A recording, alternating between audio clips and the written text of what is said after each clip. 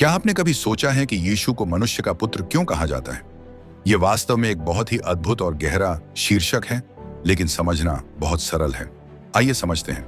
सबसे पहले मत्ती 8:20 में यीशु स्वयं कहते हैं, लोमड़ियों के पास मात और आकाश के पक्षियों के पास घोंसले होते हैं, लेकिन मनुष्य के पुत्र के पास सिर रखने के लिए भी कोई जगह नहीं है। यहाँ यीशु स्वयं को मनुष्य का पुत्र कहकर पुकारते हैं। यह हमें दिखाता है कि भले ही वह ईश्वर है, वे एक सामान्य इंसान की तरह जीवन जिए। उन्होंने विलासिता नहीं चुनी, बल्कि कठिनाइयों, संघर्षों और हमारे जैसे दर्द का अनुभव किए। लेकिन मनुष्य का पुत्र का अर्थ केवल यही नहीं है। दानियल 7:13 से 14 में हम पाते हैं कि भविष्यवक्ता दानियल को एक दर्शन होता है, जिसमें वह देखते हैं कि मनुष्य के पुत्र जैसा कोई आकाश के बादलों के साथ आता है।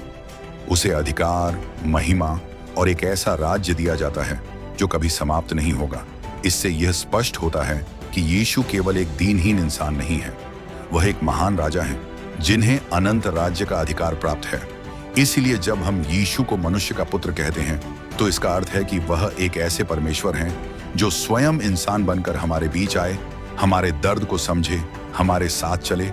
लेकिन साथ ही वे एक ऐसे राजा भी हैं जो सर्वशक्तिमान हैं और अनंत काल तक राज्य करते हैं।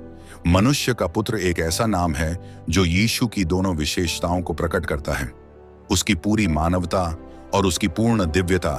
आखिर में अगर आप अपने लिए प्रार्थना करवाना चाहते हैं तो नीचे कमेंट कर सकते हैं। अगर आप विश्वास करते हैं तो इस चैनल को जरूर सब्सक्राइब करें।